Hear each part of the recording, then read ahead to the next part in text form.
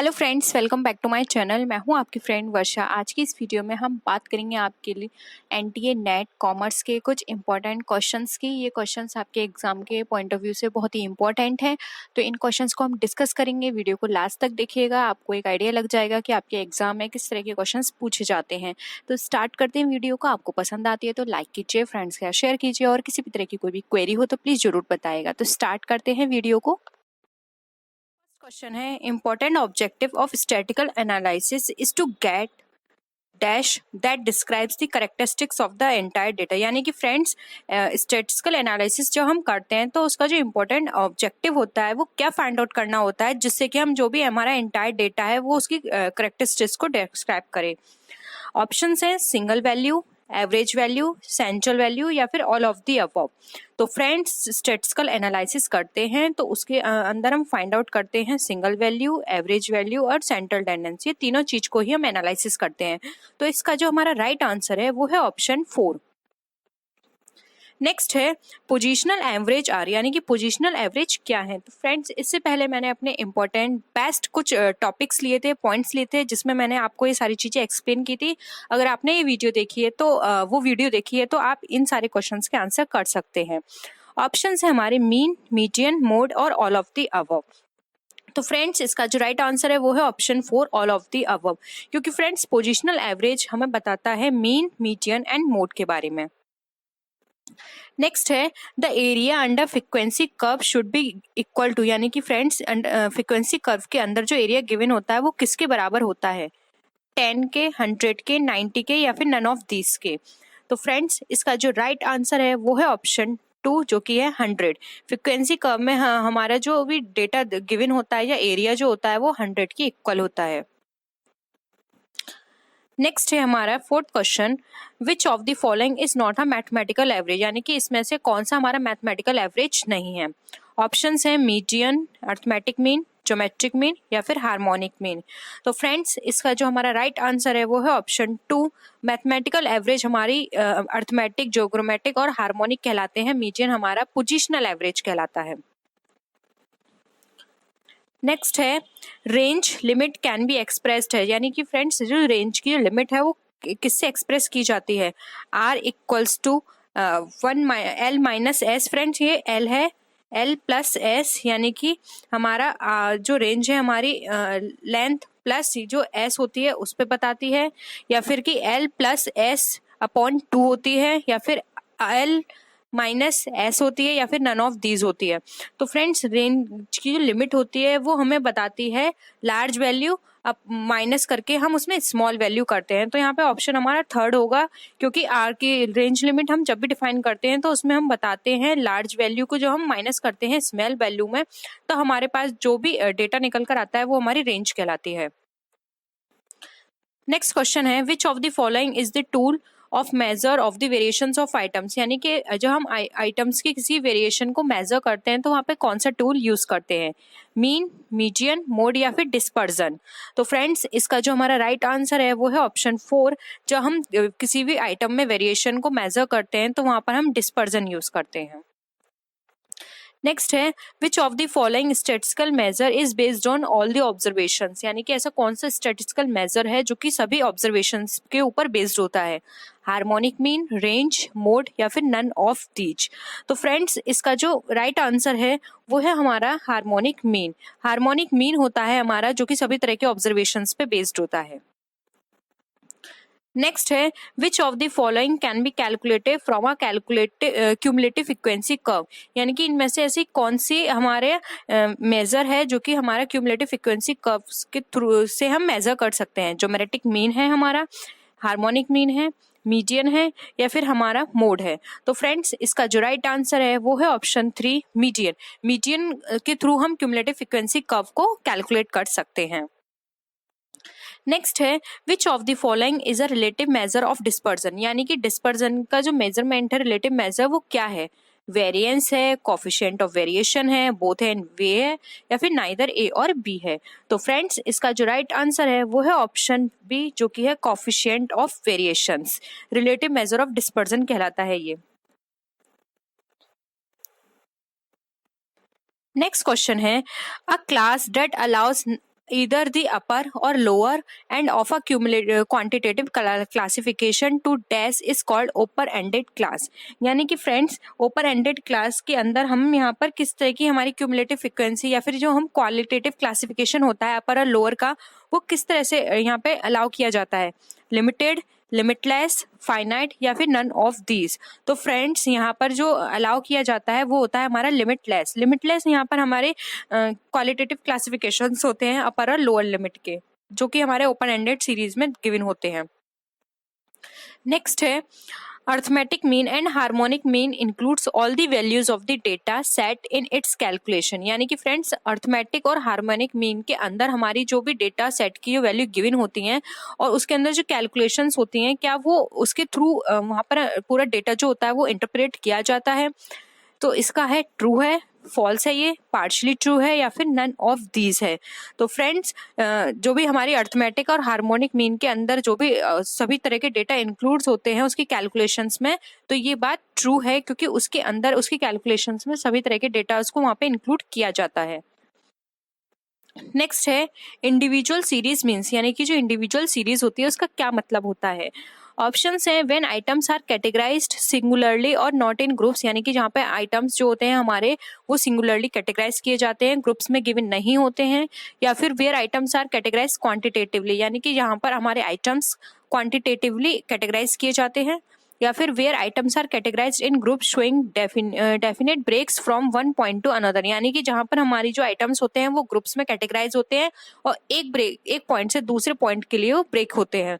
या फिर all of the above. तो फ्रेंड्स इंडिविजुअल सीरीज की यहाँ पर हम बात करते हैं, तो इंडिविजुअल सीरीज के अंदर जो हमारे आइटम्स गिवन होते हैं वो सिंगुलरली होते हैं, नॉट इन ग्रुप। तो हमारा ऑप्शन 1 जो है यहाँ पे राइट आंसर है। नेक्स्ट है a measure of central tendency means, यानी कि जो सेंट्रल टेंडेंसी का क्या मतलब होता है। ये ऑप्शन है हमारे an average of a distribution, यानी डिस्ट्रीब्यूशन का एक एवरेज है सेंट्रल टेंडेंसी। या फिर a single figure which can be regarded as a representative of the whole distribution, यानी कि एक सिंगल फिगर जो कि रिप्रेजेंट करती है होल डिस्ट्रीब्यूशन को। या फिर representative of a set of data है ये, या फिर ऑल ऑफ द अबव है ये। तो फ्रेंड्स अगर हम सेंट्रल टेंडेंसी के मेजरमेंट की बात करते हैं तो यहाँ पे हमारे ऑप्शंस ये ऑल करेक्ट है। तो यहाँ पे हमारा ऑप्शन 4 राइट होगा, क्योंकि सेंट्रल टेंडेंसी हमारा डिस्ट्रीब्यूशन का एवरेज भी बताता है और ये हमारा होल डिस्ट्रीब्यूशन को रिप्रेजेंट भी करता है और ये हमारा सेट ऑफ डेटा को रिप्रेजेंटेटिव भी होता है। तो सेंट्रल टेंडेंसी हमारा जो मेजरमेंट है उसके लिए ऑल ऑप्शंस जो है वो करेक्ट है। Weighted average are considered when, जो वेटेड एवरेज होता है वो कंसिडर्ड किया जाता है जब the data is not classified, जब डेटा क्लासिफाइड नहीं होता है। The data put in the form of group frequency distribution, यानी कि डेटा हमारा ग्रुप फ्रीक्वेंसी डिस्ट्रीब्यूशन में पुट किया जाता है। या फिर all the observations are not of equal importance, यानी कि जो सभी ऑब्जर्वेशंस हैं वो इक्वल इंपॉर्टेंस उनको नहीं दी जाती है। या फिर बोथ ए एंड सी। तो फ्रेंड्स अगर हम वेटेड एवरेज की बात करते हैं तो वो हमारा कंसिडर किया जाता है जब हमारा डेटा क्लासिफाइड नहीं होता है तब, और जब हमारे ऑब्जर्वेशंस इक्वल इंपॉर्टेंस की नहीं होती हैं तब वहाँ पे वेटेड एवरेज को कंसिडर करते हैं। तो फ्रेंड्स यहाँ पे हमारा ऑप्शन 4 करेक्ट है, जो कि है हमारा both A and B. How many types of information are send downwards through formal channels, यानी फॉर्मल चैनल के थ्रू हम डाउनवर्ड पोजीशन में कितनी तरह से इंफॉर्मेशन को सेंड कर सकते हैं। 2 टाइप्स है, 3, 4 एंड 5। तो फ्रेंड डिफरेंट टाइप्स हैं और यहाँ पे अगर हम सबसे ज़्यादा नंबर्स देखें तो यहाँ पर है हमारा 5। और हम डाउनवर्ड अगर हम चैनल की बात करें तो हम इंफॉर्मेशन को हम सेंड कर सकते हैं, कोई पेपर निकाल के, कोई ऑफिशियल पेपर हमने निकाल दिया, या फिर हम किसी भी तरह का नोटिस निकाल सकते हैं। और भी बहुत सारे हैं, या हमने एक कॉन्फ्रेंस कर ली उसके थ्रू हमने निकाल दिया, या फिर हमने कोई टेलीफोनिक कन्वर्सेशन करके निकाल दिया कोई इन्फॉर्मेशन। तो यहाँ पर अगर हम इस तरह से बात करें तो हमारा ऑप्शन 5 यहाँ पे करेक्ट होगा, क्योंकि डिफरेंट टाइप्स हैं जिसके थ्रू हम इन्फॉर्मेशन को पास कर सकते हैं। नेक्स्ट क्वेश्चन पर हम आते हैं, what causes a lot of relevant information to be lost, यानी कि ऐसा क्या कारण है जिसके कारण हमारे रेलिवेंट इन्फॉर्मेशन ज़्यादा से ज़्यादा खोने के चांसेस होते हैं। वॉल्यूम ऑफ इन्फॉर्मेशन, यानी कि इन्फॉर्मेशन ज़्यादा होने से हमारी रेलिवेंट इन्फॉर्मेशन खो जाती है। या फिर टाइमिंग ऑफ इन्फॉर्मेशन, इन्फॉर्मेशन की जो कलेक्ट करने की टाइमिंग थी वो सही नहीं थी। या एक्यूरेसी ऑफ इन्फॉर्मेशन, या फिर फ्लो ऑफ इन्फॉर्मेशन। तो तो फ्रेंड्स अगर हम बात करें जिसमें सबसे ज़्यादा रेलिवेंट इन्फॉर्मेशन खोने के चांसेस होते हैं वो होता है वॉल्यूम ऑफ इन्फॉर्मेशन, क्योंकि फ्रेंड्स अगर हमारे पास इन्फॉर्मेशन बहुत लार्ज वॉल्यूम में होगी तो वहाँ पर क्या होगा, बहुत सारी इन्फॉर्मेशन हमारी स्किप हो जाएंगी, हम उन चीज़ों को तरफ ध्यान नहीं दे पाएंगे जो कि हमारी रेलिवेंट इन्फॉर्मेशन है। तो हम ये याद रखना है कि जब भी हम किसी टॉपिक पर रिसर्च कर रहे हैं या कुछ भी कर रहे हैं तो हम धीरे धीरे करके कलेक्ट करें और उसको स्टडी भी करते जाएं, क्योंकि अगर हम इकट्ठी इन्फॉर्मेशन करके बाद में उसको स्टडी करेंगे तो वहाँ पे वॉल्यूम बहुत हो जाएगा, तो क्या होगा, कुछ रेलिवेंट इन्फॉर्मेशन होगी वो हमसे छूट भी सकती है। नेक्स्ट क्वेश्चन पे आते हैं, in which communication much information need to be shared among people in the same hierarchical level, यानी कि ऐसा कौन सा कम्युनिकेशन है जिसके अंदर सेम हायरार्किकल लेवल पर ज़्यादा से ज़्यादा लोगों के साथ इंफॉर्मेशन को शेयर करने की आवश्यकता होती है। वर्टिकल कम्युनिकेशन के अंदर, हॉरिजॉन्टल कम्युनिकेशन के अंदर, अपवर्ड कम्युनिकेशन के अंदर या फिर डाउनवर्ड कम्युनिकेशन के अंदर। तो फ्रेंड्स अगर हम बात करें वर्टिकल में, तो वर्टिकल में ऐसी कोई भी इंफॉर्मेशन नहीं होती जिसमें ज़्यादा लोग इन्वॉल्व हों और हर इंफॉर्मेशन को शेयर किया जा सके। और अगर हम बात करें अपवर्ड की, तो ये भी फ्रेंड्स इंपॉर्टेंट नहीं है, यहाँ पर भी जरूरी नहीं है कि आप हर इंफॉर्मेशन को शेयर करो। सेम इसी तरह से डाउनवर्ड में तो सिर्फ स्पेसिफिक इंफॉर्मेशन को ही शेयर किया जाता है जो कि उनसे कंसर्न होती है। तो फ्रेंड्स यहाँ पे ऑप्शन बी करेक्ट है, क्योंकि हॉरिजॉन्टल में क्या होता है, सेम डिपार्टमेंट के लोग होते हैं, तो यहाँ पे मोस्टली चीजें जो होती हैं वो हर डिपार्टमेंट को शेयर की जाती हैं आपस में, जिससे कि सारी चीजें आपस में कोऑर्डिनेट होकर चलती रहें। तो यहाँ पे ऑप्शन हमारा हॉरिजॉन्टल कम्युनिकेशन करेक्ट है। नेक्स्ट क्वेश्चन पे आते हैं,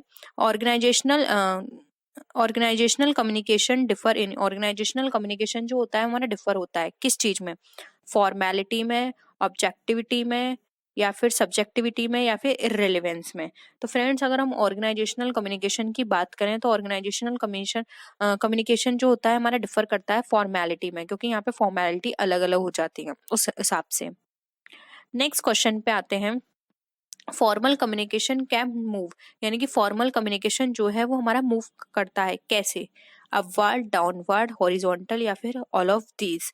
तो फ्रेंड्स अगर हम यहाँ पे फॉर्मल कम्युनिकेशन की बात कर रहे हैं तो फॉर्मल कम्युनिकेशन मोस्टली जो हमारा मूव करता है वो करता है हमारा अपवर्ड में, क्योंकि डाउनवर्ड में क्या होगा, अपवर्ड में हम फ्रेंड्स अगर हम यहाँ पे करेक्ट ऑप्शन के लें तो फ्रेंड डाउनवर्ड भी हो सकता है, तो यहाँ पे ऑप्शन हम इसको करेक्ट डी बोलेंगे, क्योंकि हमारा अपवर्ड भी हो सकता है फॉर्मल, डाउनवर्ड भी हो सकता है, हॉरिजॉन्टल भी हो सकता है, तो ये यहाँ पे हमारे सभी ऑप्शंस करेक्ट है। नेक्स्ट क्वेश्चन पे आते हैं हम, विच of the following communication is official, यानी कि ऐसा कौन सा कम्युनिकेशन है जो कि ऑफिशियली होता है, फॉर्मल, इनफॉर्मल, वर्टिकल या सेक्टोरल। तो फ्रेंड्स अगर हम यहाँ पर ऑफिशियल कम्युनिकेशन की बात करें जो सबसे ज्यादा होता है तो फ्रेंड्स वो है हमारा answer A, formal. Formal communication में हम सबसे ज्यादा ऑफिशियल कम्युनिकेशन को पास करते हैं। नेक्स्ट आता है, which of the following communication is unofficial, यानी कि अनऑफिशियल कम्युनिकेशन में सबसे ज्यादा किस तरह के कम्युनिकेशंस आते हैं, फॉर्मल, इनफॉर्मल, वर्टिकल या सेक्टोरल। तो फ्रेंड्स यहाँ पे हम अनऑफिशियल की बात करें तो अनऑफिशियल में जो सबसे ज्यादा आते हैं वो होते हैं इनफॉर्मल कम्युनिकेशन, जो कि हम डे टू डे अपने फ्रेंड्स, अपने कलीग्स, अपने रिलेटिव्स के साथ करते हैं। नेक्स्ट क्वेश्चन है, grapevine communication means, grapevine communication का क्या मतलब होता है, फॉर्मल कम्युनिकेशन से, इनफॉर्मल कम्युनिकेशन से, हॉरिजॉन्टल कम्युनिकेशन से, या वर्टिकल कम्युनिकेशन से। तो फ्रेंड्स ग्रेपवाइन कम्युनिकेशन की बात करें तो ये हमारा होता है फॉर्मल कम्युनिकेशन, क्योंकि फ्रेंड्स ग्रेपवाइन कम्युनिकेशन को गॉसिप और रूमर कम्युनिकेशन के नाम से भी जाना जाता है, और इसको ग्रेपवाइन को अनदर नेम इनफॉर्मल कम्युनिकेशन ही है, क्योंकि इसके अंदर ज्यादातर गॉसिप्स और इस तरह की चीजों को इंक्लूड किया जाता है। नेक्स्ट क्वेश्चन है हमारा, according to mode of expression the communication में भी, यानी कि मोड ऑफ कम्युनिकेशन एक्सप्रेशन की बात करें तो वहाँ कम्युनिकेशन कौन सा होगा, 2 टाइप होगा, 3 टाइप होगा, 4 टाइप होगा, या फिर नन ऑफ दीज होगा। तो फ्रेंड्स अगर हम बात करें एक्सप्रेशन की तो ये हमारा 2 टाइप कम्युनिकेशन होता है, दो लोगों के बीच जब हम एक्सप्रेशन के थ्रू बात करते हैं तो ये 2 टाइप कम्युनिकेशन होता है। नेक्स्ट क्वेश्चन पे आते हैं, which of the following is forms of oral communication, यानी कि इनमें से कौन सा फॉर्म हमारा ओरल कम्युनिकेशन के अंदर कंसिडर किया जाता है, इंस्ट्रक्शन देना, इंटरव्यूज दे, ग्रेपवाइन, या फिर ऑल ऑफ दीज। तो फ्रेंड्स अगर हम यहाँ पर बात करें कि हमारा ओरल कम्युनिकेशन के अंदर क्या आता है, तो फ्रेंड्स ओरल कम्युनिकेशन में यहाँ हमारा ऑप्शन होगा ऑल ऑफ दीज, क्योंकि इंस्ट्रक्शन भी ओरल कम्युनिकेशन में आएंगे, इंटरव्यूज भी आएंगे और हमारा ग्रेपवाइन कम्युनिकेशन भी आएगा। तो ऑप्शन यहाँ पे 4 करेक्ट है। नेक्स्ट क्वेश्चन पे आते हैं, which of the following forms of communication written communication, यानी कि इनमें से कौन सी कम्युनिकेशन हमारे रिटन कम्युनिकेशन में आते हैं? पॉलिसीज, लेटर्स, मैनुअल्स या फिर ऑल ऑफ दीज। तो फ्रेंड्स यहाँ पे भी ऑप्शन हमारा डी करेक्ट है। ये सारी चीजें हमारी रिटन कम्युनिकेशन का पार्ट होती हैं। नेक्स्ट क्वेश्चन पे मूव करते हैं, which of the following are principles of effective communication, यानी कि इफेक्टिव कम्युनिकेशन का इनमें से कौन सा प्रिंसिपल है? सेल्फ सेटिस्फैक्शन, क्लैरिटी, अटेंशन या फिर ऑल ऑफ दीज। तो फ्रेंड्स एक इफेक्टिव कम्युनिकेशन में सेल्फ सेटिस्फैक्शन भी होना चाहिए कि आपने हर चीज सामने वाले को क्लियरली ट्रांसफर कर दी। क्लैरिटी भी होनी चाहिए आपकी साउंड में, आप जो भी बोल रहे हो आपकी वॉल्यूम में। अटेंशन भी होना चाहिए सामने वाले का, कि वो सामने वाला आप जो बोल रहे हो या जो कुछ भी कम्युनिकेट कर रहे हो वो अटेंटिवली उसको सुन रहा है। तो यहाँ पे ऑल ऑफ दीज होगा प्रिंसिपल इसका। नेक्स्ट हम बात करेंगे friends, the message in communication should be, यानी कि एक कम्युनिकेशन में मैसेज कैसा होना चाहिए? कॉन्सिस्टेंट, सेल्फ कॉन्ट्राडिक्टरी, ओपेक या फिर फ्लॉड। तो फ्रेंड्स यहाँ पर हम कम्युनिकेशन की बात करें कि किस तरह का कम्युनिकेशन यहाँ पे होना चाहिए, तो फ्रेंड्स यहाँ पे जो ऑप्शन 1 है वो हमारा राइट है, कॉन्सिस्टेंट होना चाहिए। ऐसा नहीं है कि आपने किसी को मैसेज सेंड किया, आपने पहले कुछ और डिलीवर किया, फिर सेकेंड टाइम आपको वही मैसेज डिलीवर करना था तो आपने कुछ और कर दिया। कंसिस्टेंसी होनी चाहिए दोनों में। आप कितनी बार भी वो मैसेज डिलीवर करें, हर बार उसकी कंसिस्टेंसी वही हो। ऐसा नहीं हो हर बार आप उसको अलग अलग तरीके से वही मैसेज डिलीवर करें। नेक्स्ट क्वेश्चन पे आते हैं, where accuracy of a communication is important then which communication type is desirable, यानी कि जहाँ कम्युनिकेशन की एक्यूरेसी हमारी इम्पोर्टेंट होती है वहाँ किस तरह के कम्युनिकेशन की जरूरत होती है, डिजायर होती है? 1 वे कम्युनिकेशन की, 2 वे कम्युनिकेशन की, बोथ ए एंड बी या फिर नन ऑफ द अबव। तो फ्रेंड्स इसका जो राइट आंसर है वो है option B, 2 way communication. Friends अगर एक्यूरेसी रखनी है कि तो आपको ना 2 वे कम्युनिकेशन रखना पड़ेगा। ऐसा नहीं है कि सिर्फ 1 वे आपने डिलीवर कर दिया। हो सकता है कि आपने जो मैसेज डिलीवर किया है सामने वाले ने उसको कुछ और तरीके से समझा हो। तो अगर 2 वे कम्युनिकेशन होगा तो हो सकता है अगर सामने वाले को ठीक से वो समझ में नहीं आया तो वो आपसे क्रॉस क्वेश्चन कर ले कि आपने यही मैसेज डिलीवर किया था ना, या फिर आपके मैसेज का यही मतलब है ना। तो 2 वे कम्युनिकेशन में क्या होगा, हर चीज इजिली क्लियर हो जाएगी, एक्यूरेसी रहेगी मैसेज में जो भी आप कम्युनिकेशन कर रहे हो। तो यहाँ पे ऑप्शन बी हमारा करेक्ट है। नेक्स्ट आते हैं हम, in order to ensure that the message is understood by the receiver correctly it is desired to have, यानी कि ये इंश्योर करने के लिए कि जो भी मैसेज अंडरस्टूड किया गया है रिसीवर के द्वारा वो करेक्ट है, आपको क्या करना होगा? इनफॉर्मेलिटी रखनी होगी, एडिक्वेसी रखनी होगी, फीडबैक लेना होगा या फिर टाइमली लेस आपको रखना होगा। तो फ्रेंड्स यहाँ पर अगर आप चाहते हैं कि सामने वाले से पता चले कि उसने वो जो भी आप मैसेज डिलीवर किया है उसने करेक्टली उसको रिसीव किया है कि नहीं, तो आपको क्या लेना होगा, उससे एक फीडबैक लेना होगा कि आप हमने जो समझा कहा था मैसेज डिलीवर किया था आपने उस पर क्या राय ली या फिर आप क्या समझे उससे, आपने क्या सोचा उस बारे में। इस तरह से आप फीडबैक ले सकते हैं तो आपको पता चल जाएगा कि सामने वाले ने किस तरह से आपके मैसेज को रिसीव किया है। नेक्स्ट क्वेश्चन पे आते हैं, communication can be send through a variety of channels that include, यानी कम्युनिकेशन जो है हमारा कितनी जो चैनल की वेराइटीज के पास होता है उसमें क्या क्या इंक्लूड किया जाता है? ओरल, रिटेन, इलेक्ट्रॉनिक या फिर ऑल ऑफ दिस। बहुत ही सिंपल है फ्रेंड्स, इसका आंसर 4 करेक्ट है। नेक्स्ट है, which of the following is the advantage of having oral communication, यानी ओरल कम्युनिकेशन रखने के लिए क्या क्या एडवांटेज हैं? Question can be asked and answered, यानी कि क्वेश्चन को आप पूछ सकते हो, आंसर कर सकते हो। Feedback is immediate and direct, feedback हमारे इमीडिएट एंड डायरेक्ट मिल जाता है। It is more persuasive and less expensive, more persuasive है यानी हर लेवल पर चलता है और एक्सपेंसिव भी नहीं है, या फिर ऑल ऑफ दी अबव। तो फ्रेंड्स ओरल कम्युनिकेशन की बात करें तो ये सभी आंसर ऑप्शन इसके करेक्ट हैं, तो ऑप्शन हमारा 4 यहाँ पे राइट होगा। नेक्स्ट आते हैं, which of the following is advantage of having written communication, यानी कि हमें रिटन कम्युनिकेशन के क्या क्या एडवांटेज हैं? Message can be revised several times, it is permanent record that can be saved, receiver has more time to analyze the message या फिर all of the above.